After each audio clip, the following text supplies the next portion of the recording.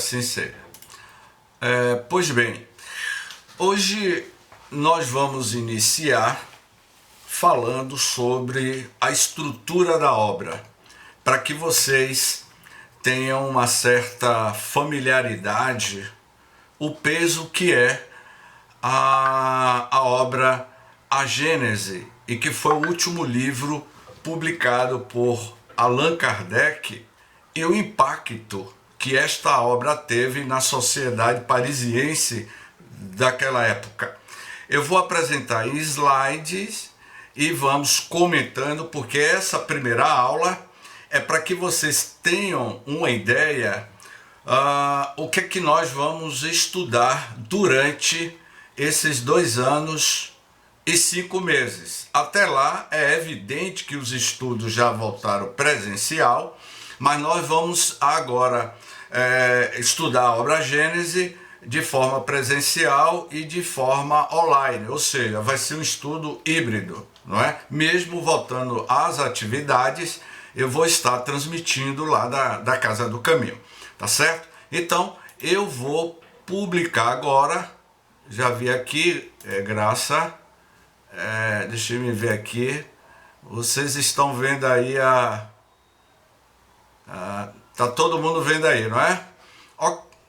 Me dê um retorno aí, Graça. Tá dando para ver aí? Sim, estamos. Ok. Estamos visualizando. Pois bem, para quem nunca estudou o livro A Gênese, eu diria para os neófitos, para os iniciantes desta obra, eu vou repetir o que eu falei há 2 anos e meio atrás, no início do estudo da Gênese. Estudar a Gênese é viajar na Enterprise, é viajar para os confins do universo. Estudar a Gênese é uma viagem pelo universo, e vocês vão ver por quê. Porque o desafio do estudo da Gênese, da linguagem do século XIX, era o que havia de mais avançado em termos de conhecimentos científicos, foram colocados e abordados dentro desta obra. E o nosso desafio é contextualizar toda a obra da A Gênese para a linguagem dos dias atuais. Então, eu vou falar de buraco negro, eu vou falar o que é matéria escura, não é? O que é energia escura, eu vou falar de cosmologia, eu vou falar de exoplaneta, eu vou falar como se iniciou do ponto de vista científico a formação dos mundos, mas em uma linguagem acessível a todos. E quando eu não souber, eu vou pedir ajuda aos universitários, tá certo? Então, o conhecimento espírita na obra A Gênese. A Gênese, na codificação espírita, é o 5º livro de autoria de Allan Kardec. Surgiu a Gênese 11 anos após o lançamento do Livro dos Espíritos, quando este já havia conquistado o crédito de ser a expressão do pensamento dos espíritos, cuja autoridade é firmada na concordância dos ensinamentos dos espíritos e não apenas na opinião pessoal de um deles. Portanto, o livro foi publicado 11 anos depois e é uma concordância de uma coletividade, de uma pleiade de espíritos que iria usar uma das figuras mais proeminentes da astrofísica, da astronomia do século XIX em Paris, que seria o astrônomo espírita Camille Flammarion.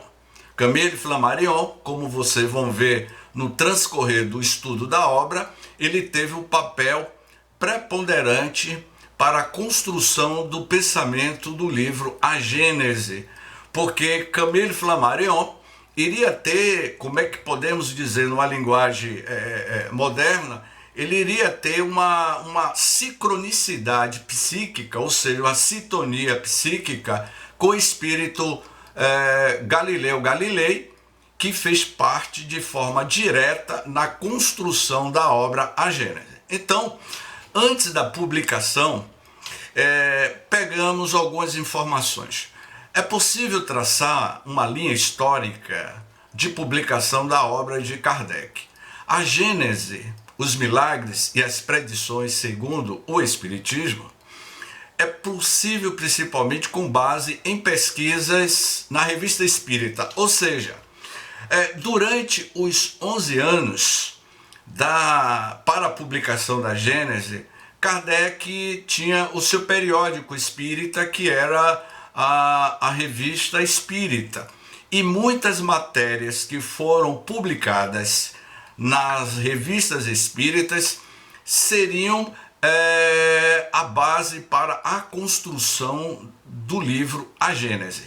Vejamos bem, em 1867, em novembro, é divulgado que o livro A Gênese, os milagres e as predições segundo o Espiritismo, ainda no prelo, seria publicado em dezembro daquele ano, composto de 500 páginas. Ou seja, inicialmente o livro A Gênese teria 500 páginas, como também ocorreu com o livro dos Espíritos, porque a primeira edição do livro dos Espíritos ele tinha 501 perguntas. Depois foi ampliada para 1019 perguntas.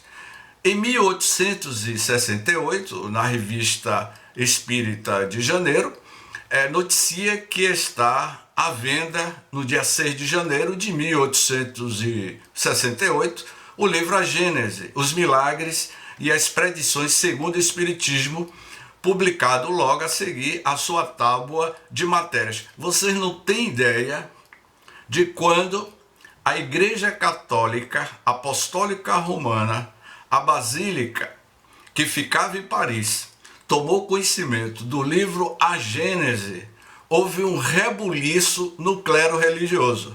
Os bispos, os prelados, só falava de um senhor, Allan Kardec, que tinha publicado um livro cujo nome se chamava A Gênese e que estava revendo todos os conceitos de que a Terra foi formada em 7 dias e que no oitavo dia Deus resolveu descansar balançando numa rede nas praias do Rio Grande do Norte. Então, ele derrubou por terra tudo isso. Não é?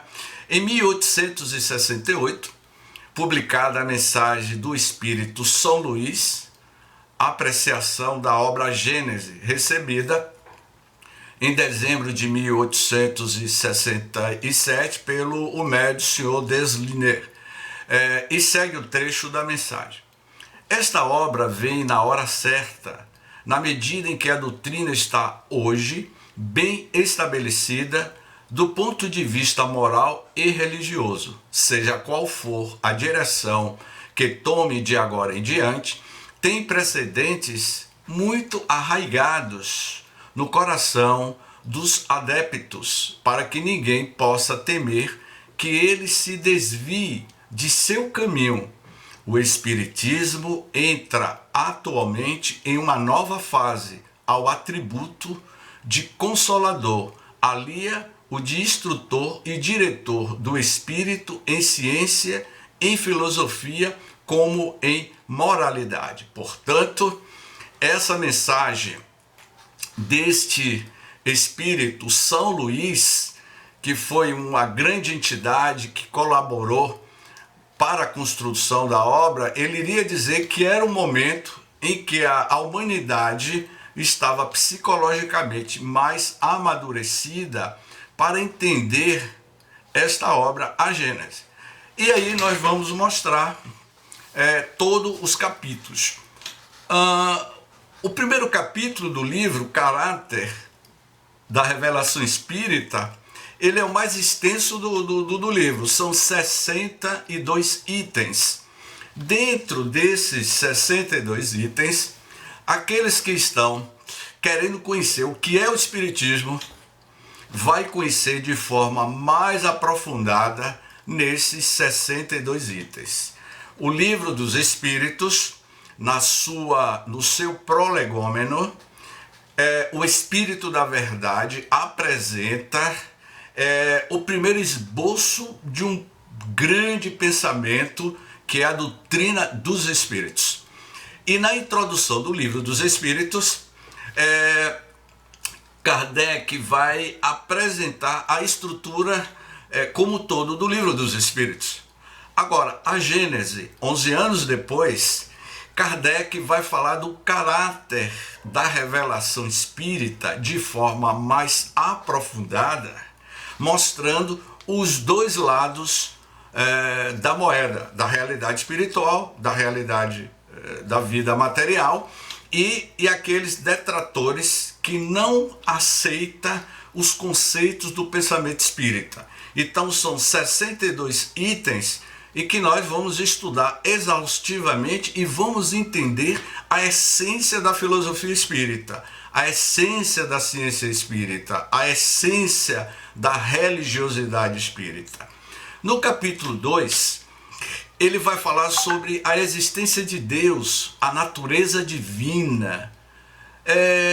Qual é a origem da natureza divina? Será que Deus foi criado por outro Deus? Deus é a inteligência suprema, a causa primeira ou primária de todas as coisas, não é? No capítulo 3, vamos falar sobre o bem e o mal, a origem do bem e o mal. O bem e o mal é algo existente no universo, ou as ações do bem e do mal é o livre-arbítrio de cada um de nós? Vamos falar e estudar sobre o instinto e a inteligência, fazendo uma associação à psicologia transpessoal, não é? Vamos abordar muito sobre o instinto, a inteligência, abordando um pouco sobre a psicologia transpessoal. No capítulo 4, papel da ciência na Gênese. É esse capítulo que é interessante, que Kardec vai tecer considerações mostrando a realidade da ciência contemporânea do século XIX e que ainda continua no século XXI, mostrando que a tese do surgimento do mundo, que Deus criou no primeiro dia, no segundo dia criou que a mulher, eu acho, tem um capítulo que a gente vai falar sobre isso, que a mulher, ela foi criada da costela do homem. Isso para mim é um absurdo. Então nesse capítulo ele vai mostrar que não é nada disso, que ninguém foi criado da costela de Adão. No capítulo 5, antigos e modernos sistemas do mundo, ele vai falar aqui sobre esses sistemas modernos do mundo. Agora, eu gostaria que vocês prestassem muito bem atenção. Eu diria que o capítulo mais importante da obra A Gênese é o capítulo 6, Uranografia Geral. Aí é que é a espinha dorsal da obra, que liga o que é o Espiritismo, que liga como o universo surgiu e liga os milagres de Jesus. Porque eu sempre perguntava ao grupo por que Kardec deixou para os últimos capítulos para tratar do assunto dos milagres de Jesus, não é? Os milagres do Evangelho. Então, uranografia geral significa descrição do universo. Esse capítulo inteiro, nós vamos ter comunicações, teve comunicações psicofônicas do espírito Galileu Galilei, conforme vocês sabem, que ele foi astrônomo na Itália. E é esse capítulo que Galileu vai falar sobre buracos negros. Sabia disso, Graça? Galileu vai falar sobre matéria escura, energia escura. Galileu vai falar sobre que a matéria escura e a energia escura, elas se chamam com esses termos porque elas não emitem luz. Galileu falava tudo isso. Falava sobre micropartículas, só que com a linguagem do século XIX. Galileu vai falar sobre anos-luz. Um ano-luz tem 10 trilhões de quilômetros. Ele fala sobre isso. Agora, só que ele fala como? Milhões de léguas. Ele vai falar de milhões e milhões de léguas. Então, estudar a Gênese é um desafio para que a gente contextualize o que havia de mais avançado em termos de astrofísica e cosmologia do século XIX e que Kardec mostrou para a humanidade como esses espíritos produziu esta obra. Então, o espaço e o tempo. Ele vai falar da teoria da relatividade de Albert Einstein. Nós vamos estudar isso no livro O Espaço e o Tempo. A criação universal. Como o universo foi criado. Eu acho que eu vou deixar Graça em saia justa aqui no grupo. Meus amigos do Brasil inteiro, minha amiga lá de Nova Orleans, Daniele. Daniele, você sabe quantos anos Graça Carvalho tem? Eu vou dizer. Graça Carvalho, a nossa amiga que está aí na tela, ela tem 14 bilhões de anos. É mais velho do que Nabucodonosor. E eu vou dizer por que nós temos essa idade de 14 bilhões de anos. Não é? A criação universal, a Via Láctea. Galileu vai falar sobre a expansão da Via Láctea, de como a Via Láctea surgiu, o que significa esta elasticidade. Ele já falava sobre isso. Os desertos do espaço, será que existem desertos? A teoria de Albert Einstein derrubou por terra que não existe espaço vazio. Tudo é povoado no cosmos. E nós vamos estar estudando ipsiliteri em cima da obra, mas contextualizando para uma linguagem da astrofísica, da cosmologia, e repito para todos vocês, vamos utilizarmos uma linguagem de cosmologia básica para que todos assim entendam que não é difícil e que Kardec já estudava sobre todos esses assuntos tratados tanto nas revistas espíritas como no Livro dos Espíritos, que fala sobre a origem dos mundos, como no Evangelho segundo o Espiritismo. Diversidade dos mundos, vamos tratar desse assunto. Esboço geológico da Terra, no capítulo 7, onde ele vai falar sobre os períodos geológicos. O estado primitivo do globo, aproximadamente 1 bilhão de anos. No passado, a psicosfera do planeta Terra era completamente diferente. E como Jesus e os seus prepostos, os seus embaixadores espirituais, estavam manipulando a matéria primitiva para que o planeta Terra se condensasse. Vamos falar sobre isso. Teoria sobre a formação da Terra, a alma da Terra, é um tema que eu gosto muito de falar dentro desse capítulo 7. Por quê? Eu sei que aqui no grupo tem muitos ambientalistas, tem pessoas que abordam a questão da ecologia, alma da Terra, podemos, em algumas breves palavras, que eu chamo de Mãe Gaia, que era o pensamento da filosofia grega. Alma da Terra significa que o planeta Terra, ela tem os seus chakras. O planeta Terra tem os seus plexos. Nós não temos os nossos chakras, não temos os nossos campos energéticos. O planeta Terra tem.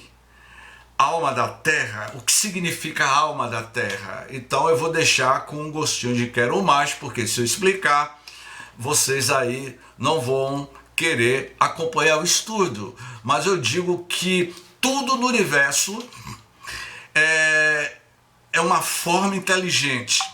Tudo no universo tem inteligência, níveis de inteligências completamente diferentes, e vocês vão saber por quê. No capítulo 9, vamos falar sobre revoluções do globo, o dilúvio bíblico, os cataclismos futuros, como neste exato momento são 18 horas e 50 minutos aqui no Brasil. Nos Estados Unidos são 2 horas, se eu não me engano, a menos, não é isso, Daniele?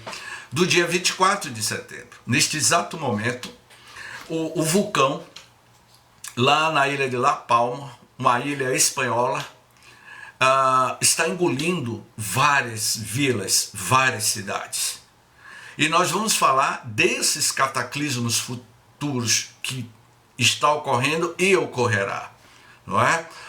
No final dos nossos estudos de hoje, eu vou colocar no grupo aquela apresentação que eu falo sobre sobre cosmologia, onde nós abordamos a transição planetária. Para aqueles que não assistiram o vídeo, ali eu apresento um esboço um pouco dessas questões.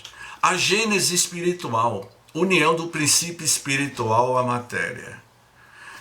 Como se deu e como se processou a conexão do princípio inteligente do universo, conforme está na pergunta 26 do Livro dos Espíritos.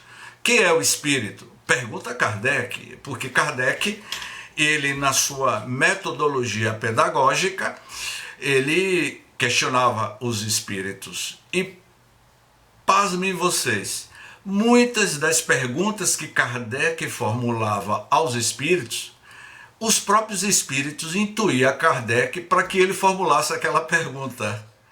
E que lá na frente ele iria responder. E na questão 26, se eu não me engano, ele vai dizer que o espírito é uma centelha, é um clarão, é uma luz. Sendo uma centelha, um clarão e uma luz, esse princípio espiritual iria se manifestar na matéria. Entendo, matéria, ok? Certo. Tá. Ok. Gênese mosaica, a perda do paraíso. Vamos tratar desse assunto no capítulo 12. Será que paraíso era esse? De onde se originou a questão da perda do paraíso?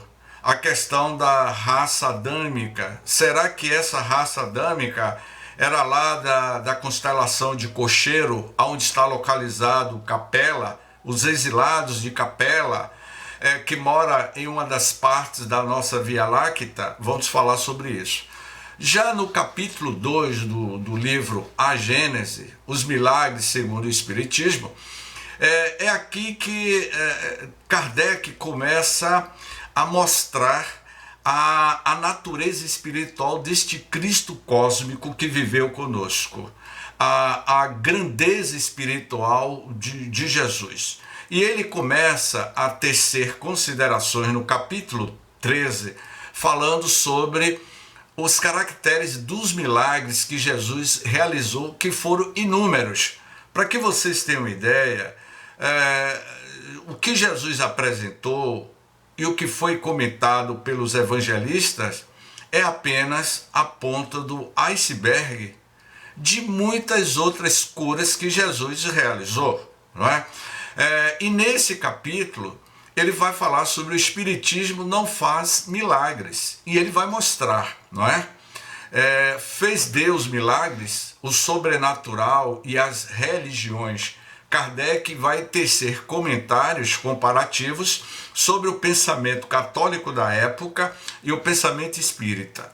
Já no capítulo 14, ele vai falar sobre a formação e propriedades do perispírito, e que foi uma aula que nós ministramos em quatro aulas, falando sobre a estrutura do perispírito, de que é constituído o perispírito. O perispírito tem cheiro, tem densidade, tem peso. Como será a nossa forma perispirítica ao retornarmos para o mundo espiritual, não é? Já no capítulo 2, explicação de alguns fenômenos considerados sobrenaturais, as transfigurações, as manifestações físicas, não é?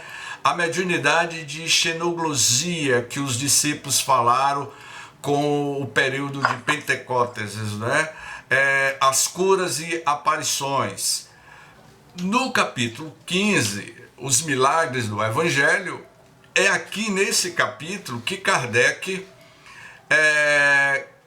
como é que eu posso dizer assim, que o Vaticano não gostou desse capítulo 15 do livro A Gênese, publicado por Kardec, porque Kardec joga por terra toda aquela tese da Igreja Católica e que nos dias atuais muitos companheiros da Igreja Católica acham que Jesus é Deus e que Jesus, ele é o único filho de Deus. E nesse capítulo que ele vai tratar da superioridade da natureza de Jesus, eu vou fazer comentários de que o universo tem 15 bilhões de anos. E o Cristo, como nós o conhecemos, ele tem mais de 15 bilhões de anos. O Cristo tem 30 bilhões de anos de evolução espiritual. Ô James, como isso é possível? Se o universo tem 15 bilhões de anos, você está dizendo que o Cristo tem 30 bilhões de anos? Exatamente. Porque o livro A Gênese, no capítulo 6, quando Galileu o espírito Galileu vai dizer que o universo físico poderia nunca ter existido, mas os universos espirituais já existiam antes do surgimento do universo físico.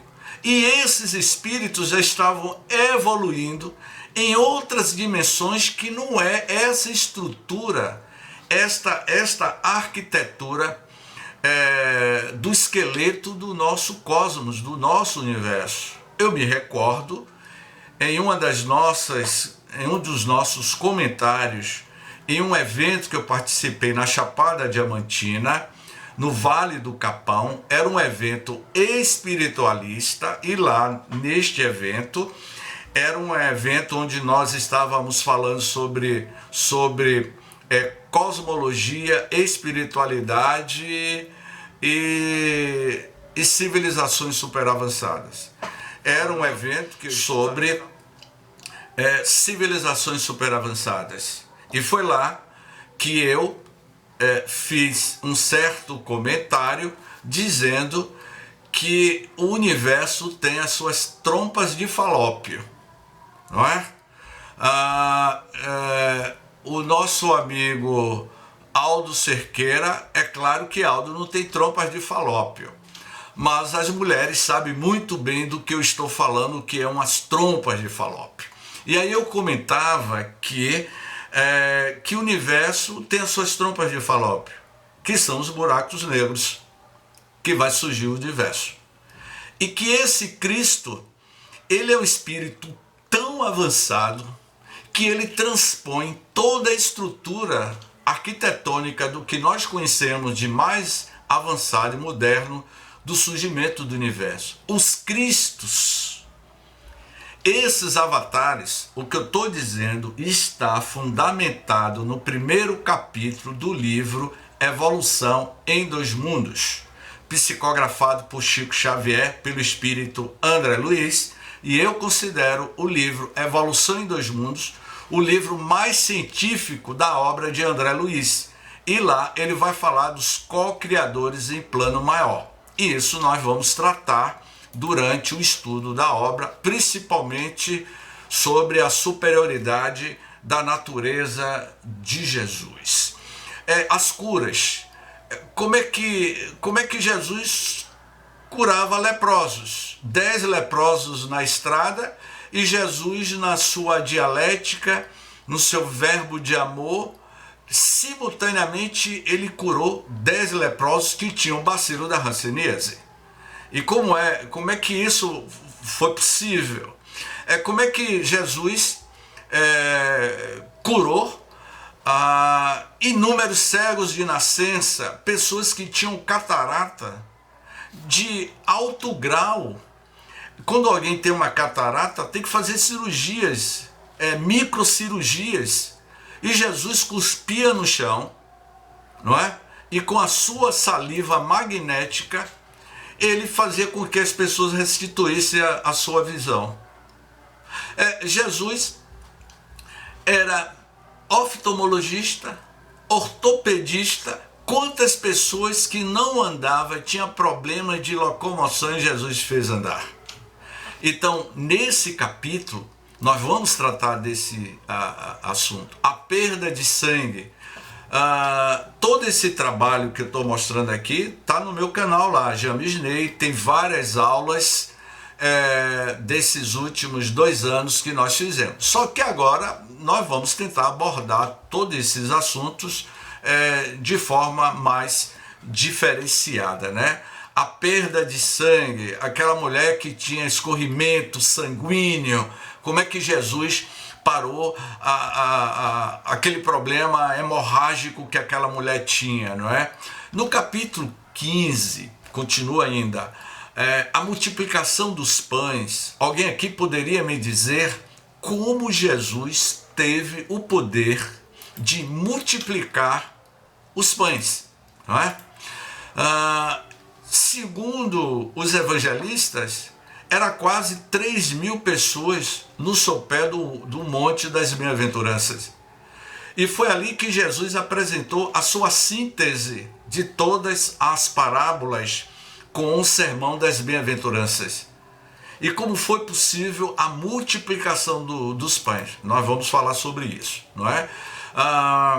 Jesus caminha sobre a água. Por que Jesus, meus amigos, disse aos discípulos, se você tiver fé do tamanho de um grão de mostarda, removerá os obstáculos. Mas, Rabi, mas se eu andar sobre a água eu vou afundar. É porque você não é um homem de pouca fé. Então, se você tiver fé, meu amigo Aldo, meu amigo Jailton, você pode andar sobre o mar. Por que Jailton não consegue andar sobre o mar? Tente aí, Jailton, atravessar os rios lá a Cachoeira da Fumaça. Quem conhece a Cachoeira da Fumaça tem 360 metros de altura. Chegue lá em cima na Cachoeira da Fumaça, no Vale do Pati, no Vale do Capão. E tente flutuar. Claro que você vai morrer, você vai cair lá embaixo, vai se espatifar. Mas como é que Jesus conseguia neutralizar o campo gravitacional do seu próprio corpo e levitava? Como isso era possível?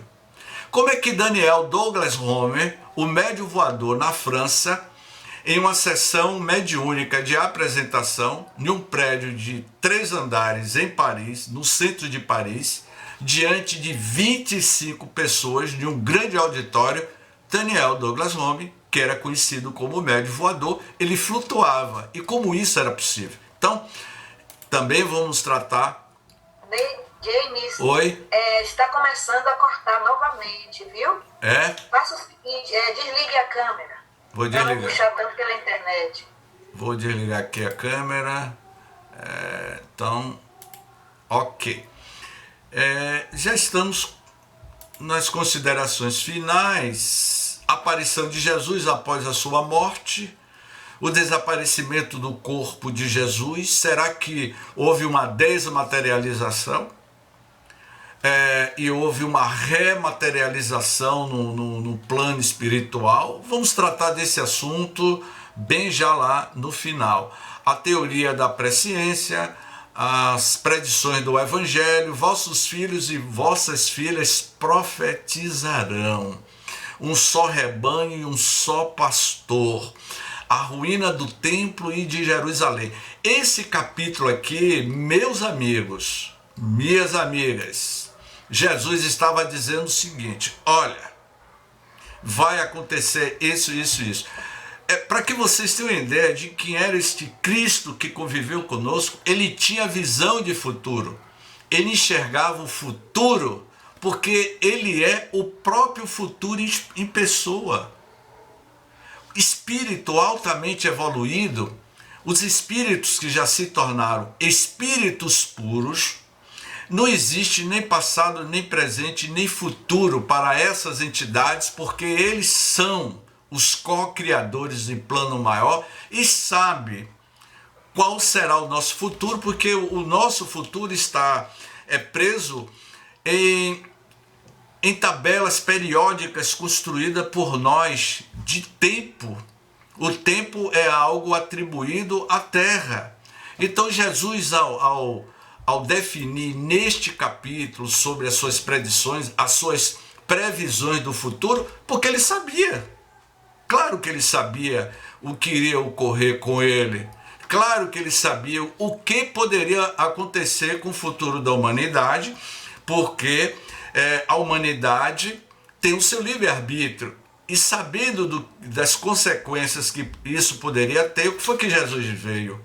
Ele veio amenizar as nossas dores, apresentando o grande projeto para alavancar o progresso da humanidade, que era a Boa Nova.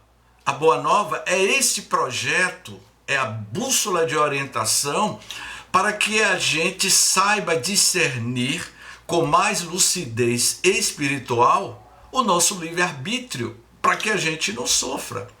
Porque Jesus já falava das pandemias, Jesus já previa o advento do Consolador prometido, como ele disse. Ele já dizia que vossos filhos e vossos netos iriam profetizar. E como eu vi essa semana, viu, Daniele?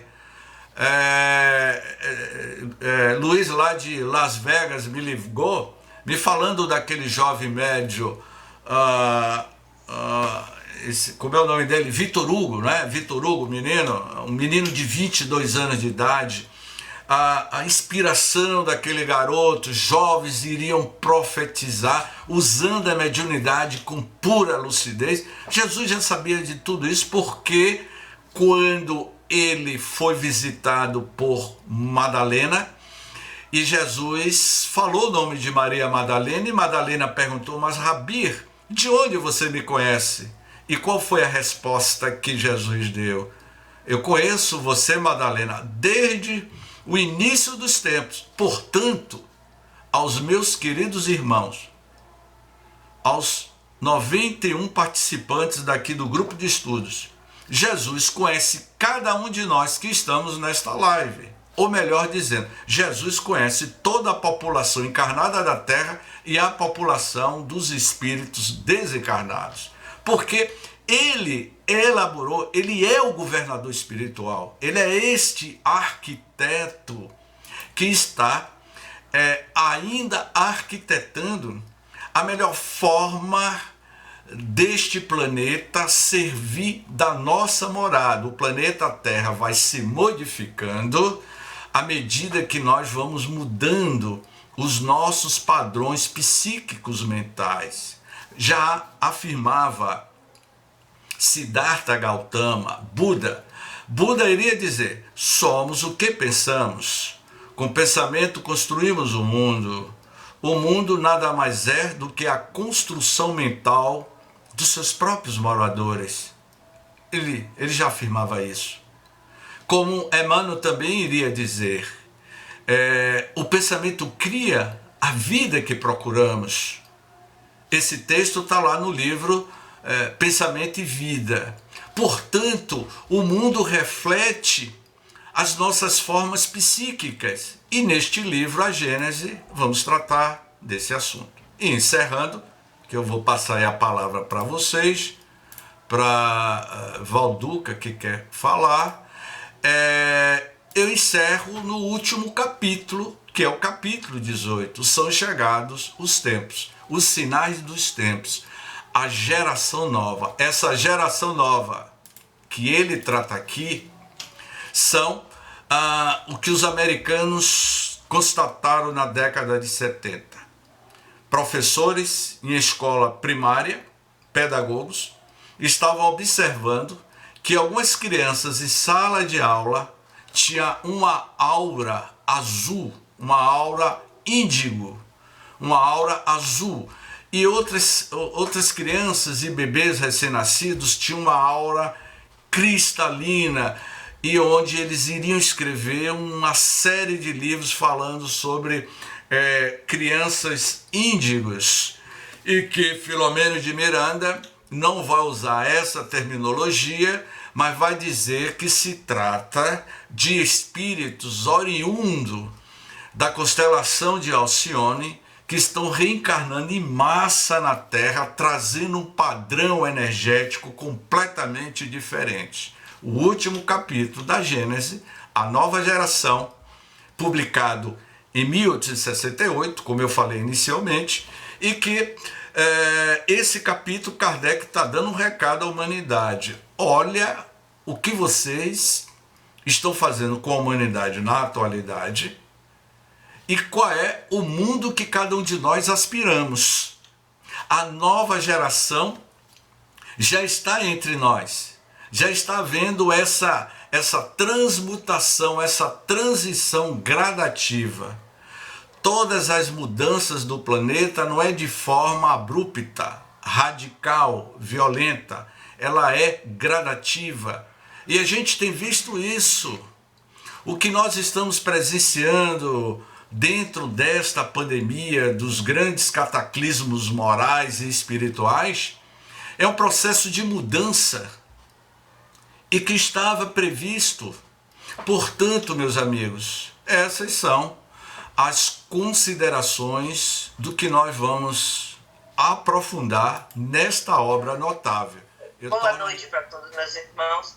Eu gostaria de fazer uma pergunta a Jane sobre o que é que você acha, quanto tempo mais ou menos precisamos reencarnar para fazermos o que, como Jesus falou, poderei fazer mais, ou poderei fazer o que eu fiz, ou mais até, né? Depende de cada um de nós. Aí nesse mundo que nós estamos passando, com tanta turbulência, e parece que a violência é cada vez mais maior, parecendo que eu sei que a gente não retrógrada, mas parecendo até, porque a violência, cada dia que passa, né? Tanta coisa ruim, queimadas, florestas, nosso Brasil principalmente, as florestas sendo queimadas. E esse pandemônio que está aí, você acha que nós estamos realmente assim, evoluindo alguma coisa e que a gente está precisando? O que a gente precisa, na verdade? Quantas reencarnações será que nós precisamos? Você tem uma ideia assim? Quantas reencarnações a gente vai precisar para então chegar um pouco dessa evolução? É uma pergunta que eu fico, às vezes eu pergunto para você, que é estudioso, né? Aí eu gosto das suas explicações. Minha irmã, eu não sei lhe responder quantas reencarnações futuras certamente teremos. O que eu posso lhe responder que todo este cenário mundial que vem ocorrendo, o cenário político brasileiro, a situação que a humanidade está passando, são momentos de turbulências morais e espirituais. As pandemias que vêm assolando o mundo é uma consequência. Eu cito isso no estudo da semana passada. Alguém me perguntou aí se vai ficar gravada. Vai. Eu vou editar e vai ficar gravada. As grandes pandemias, ela tem a sua matriz, tem a sua origem na forma como nós lidamos com o mundo. As pandemias é fruto das nossas ações, das nossas atitudes. Tudo que está passando aí, ele vai se modificar. É como se o planeta Terra, as sociedades humanas, ela estivesse passando por um processo de burilamento espiritual. E é isso que está acontecendo. Agora, quantas encarnações futuras teremos? Certamente teremos, vamos ter sim, inúmeras. Sabe por quê, minha irmã? Quando Jesus afirmou, bem-aventurados os puros de coração, porque eles verão a Deus. Para que a gente tenha o coração puro para ver Deus, a gente ainda vai ter que reencarnar muito para nos burilarmos. E quando Jesus disse, o que eu fiz vocês poderão fazer muito mais, Jesus era de extremo amor, porque ele é amor. O Cristo é amor.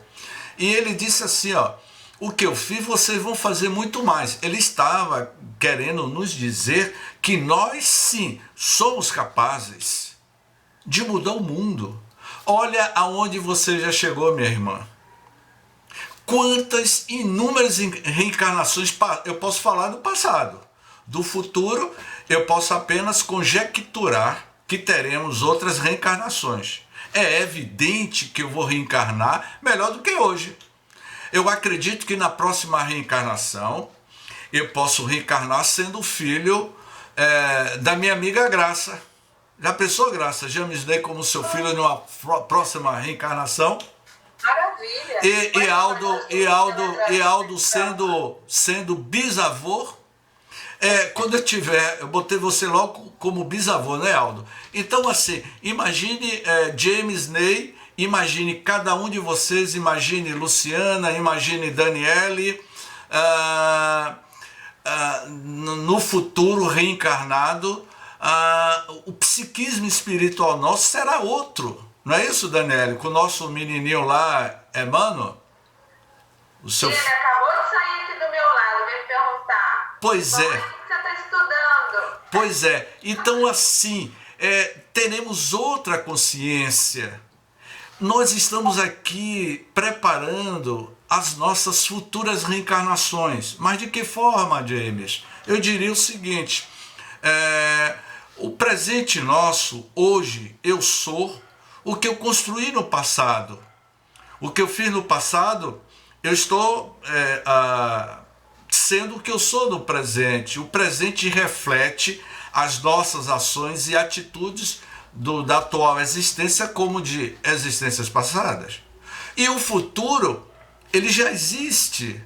Esse futuro já existe porque você está construindo o seu futuro no presente. Então as suas futuras reencarnações, certamente dentro de uma hipótese, de uma lógica reencarnacionista, você já está estabelecendo novos padrões para o seu futuro, modificando a sua forma de pensar, de agir e de ser no presente. Então este caos que nós estamos vendo na sociedade significa mudanças.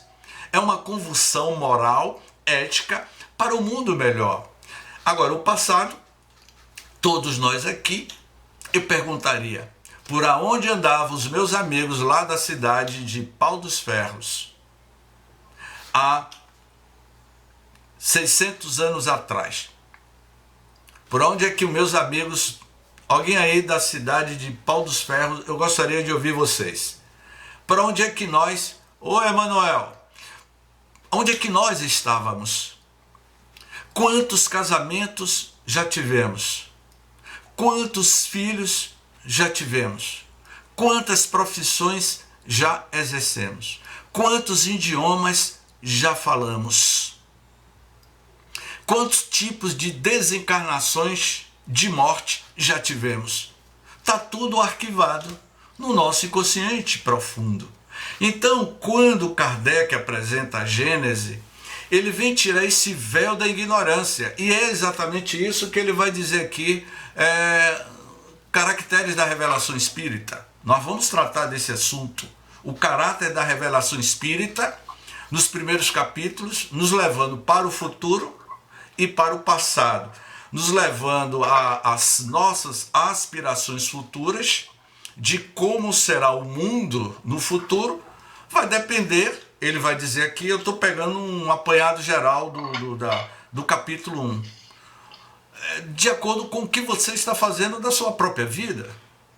E o futuro e o passado, que ele vai dizer aqui no caráter da revelação espírita, que Kardec vai dizer que o passado é algo que ainda faz parte da nossa história espiritual.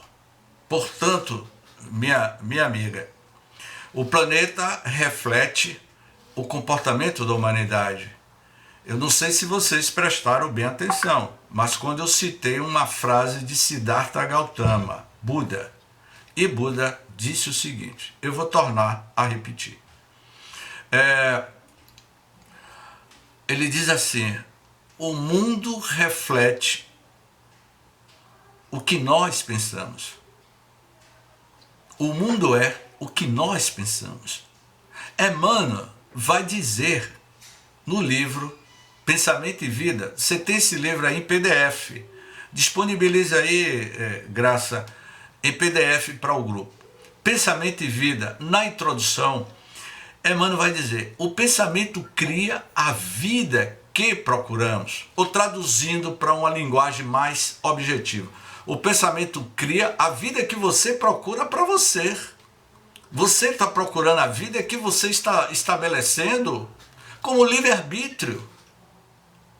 Aqui neste grupo aqui não tem ninguém CDM, coitadinho de mim, porque muitos de nós nos colocamos na posição de vítimas. Mas aqui não tem vítimas. Aldo sabe muito bem o que é CDM, que eu falei muito no estudo anterior, e que eu dizia que meu amigo Aldo tinha cara de CDM, que era coitadinho de mim, e que as mulheres não têm CDM, as mulheres têm TPM, mas CDM, coitadinho de mim, não é coisa de mulher, porque mulher é algo que está acima da curva da evolução. Por isso, meus amigos, senhores homens que estão aqui no grupo, incluindo eu, a situação está pegando para o lado dos homens. Então é melhor a gente planejar a nossa futura reencarnação numa personalidade feminina, porque elas estão, o planeta está sendo mais ânima do que ânimo, sem sombra de dúvidas. Eu vou repetir. O planeta está sendo mais ânima, mais feminino do que masculino, por causa da amorosidade. E a gente vê um jovem desse que eu vi aí, o Vitor Hugo, o Valadares, uma geração de jovens que tem uma forma de falar que toca a alma humana, toca as nossas almas. Tem que ter muita amorosidade. Portanto, já estamos nas nossas considerações finais. Este estudo é divino, mas temos que estudar mesmo. Pois é, né, Fátima? Porque tem pessoas que dizem assim, o livro A Gênese é complicado. Ele não é complicado. O negócio é que a gente é preguiçoso mesmo, minha amiga Fátima. É pura preguiça, não é? Vamos deixar de ficar, meu amigo Jorge Barreiro, vamos deixar de ficar jogando dama na Praça da Piedade, com aquela turma jogando dama, não é? Jorge não faz isso não, eu estou brincando com Jorge. Senhoras mulheres, tudo tem seu tempo na hora de costurar, de fazer as suas pantufas, mas também tem um momento de estudar. Percebeu? Eu comentava, eu não me lembro em que grupo foi, eu estou com 60 anos de idade, mas em 1970, um homem que tinha a idade de 60 anos já estava aposentado, já era um velho carcômido. Mas o homem de 60 anos hoje, uma mulher de 60 anos hoje, não é velho, eu não me sinto idoso, eu me sinto jovem de 30 anos, que ainda eu subo e desço montanha acima e montanha abaixo. Isso quer dizer o quê? Que a nossa qualidade de vida melhorou, a medicina avançou, mas o que está fazendo a gente viver mais, mas James, a saúde melhorou, mas há algo, e eu comento isso numa palestra sobre a medicina holística, eu falo sobre espiritualidade e a medicina holística, e que eu vou dizer que o psicológico do indivíduo, o seu estado mental, o seu estado espiritual, a forma como você encara o mundo, como vai dizer Joana de Ângeles, que cada um de nós produzimos por dia 62 mil pensamentos por dia, produzimos. E que tipo de pensamentos são esses? Pensamentos emocionais positivos ou pensamentos emocionais degenerativo, depressivo? Porque o corpo vai adoecer na medida que você adoece mentalmente e espiritualmente. Então, se você quer viver mais, aumente as suas endorfinas, estude mais, amplie o seu estado de consciência estudando as obras do Evangelho de nosso Senhor Jesus Cristo. Porque o Evangelho, ele é terapêutico. O Evangelho, segundo o Espiritismo, é uma proposta ética moral. E quem estuda o Evangelho se renova interiormente. Desperta a luz interna que cada um de nós carregamos, este fascículo de luz que existe dentro de cada um de nós.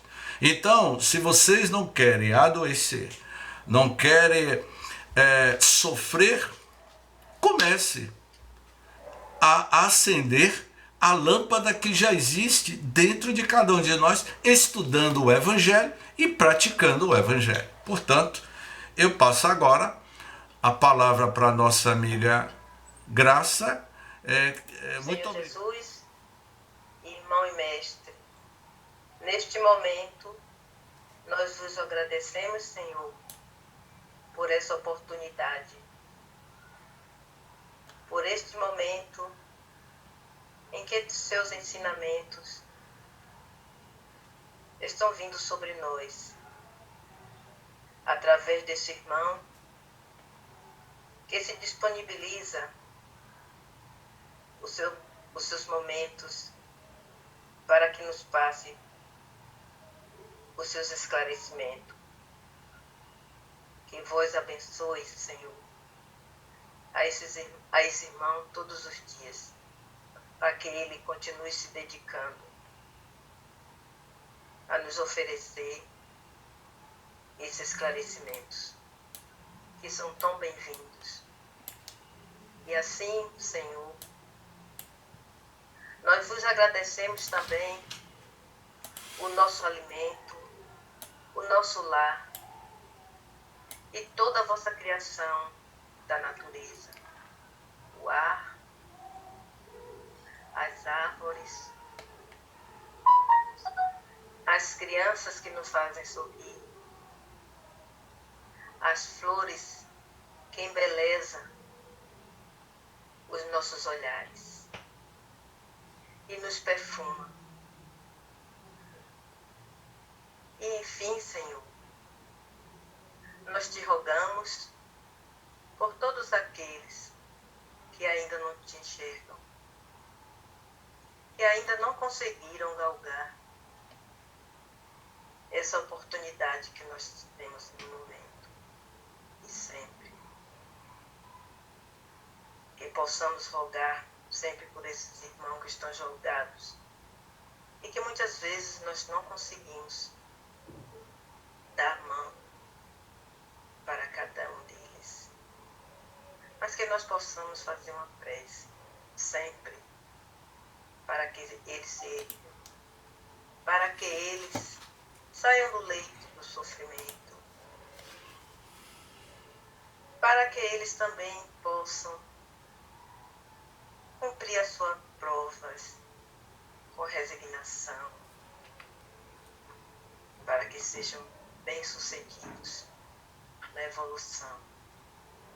Assim como nós também, que estamos caminhando, Senhor, para que um dia nós possamos ser aquela formiguinha chegando até o nosso caminho. E assim, Senhor, nós temos a certeza que sempre está conosco, nos dando a sua mão, para que nós não fuja da direção dos seus ensinamentos. E assim, Pai, em teu nome, nós encerramos a nossa palestra desta noite. Que todos nós sejam abençoados, todos os presentes e aqueles que não puderam se apresentar. Que assim seja. Que assim seja. Muito obrigado. Dona Lourdes colocou a mensagem aí no chat que eu tenho o nome do bisneto dela. Obrigado, Dona Lourdes. Esse nome James é um nome americano. Eu tenho o nome americano James, mas eu não sou americano. Eu já contei a história do meu nome, muitos sabem da história de James. Meu bisneto é irlandês. Mas, dona Lourdes, eu sou soteropolitano, reencarnei em Salvador. Minha mãe se apaixonou por James Dean, o ator americano. Minha mãe é descendente de português, e meu pai era afrodescendente. Minha mãe se apaixona por meu pai leva minha mãe para o cinema aqui em Salvador, e quando minha mãe, com 19 anos, vê James Dean, diz assim: o meu primeiro filho eu vou botar o nome de James, porque ele vai nascer branco de olhos azuis. E ela tomou um choque quando eu reencarnei no Hospital Sagrada Família. Aí ficou James, porque ela achou que a ascendência portuguesa dela, que o sangue nobre dela ia prevalecer, mas o que prevaleceu foi o sangue do negão de meu pai. Então ficou James. Eu só tenho o nome James, mas eu sou soteropolitano. Muita paz. Um abraço, Tereza. Minha amiga Daniele, obrigado pela sua participação, aos companheiros de Pau dos Ferros, de todos vocês, gratidão, namastê. Vamos ver se eu resolvo esse problema da queda de energia que houve aqui, que comprometeu um pouco o nosso trabalho, mas o estudo ficou gravado e eu vou publicar aí dentro de breve. Até domingo eu publico. Diogo, um forte abraço, Diogo. Tudo de bom para vocês. Tá, tchau. Tchau.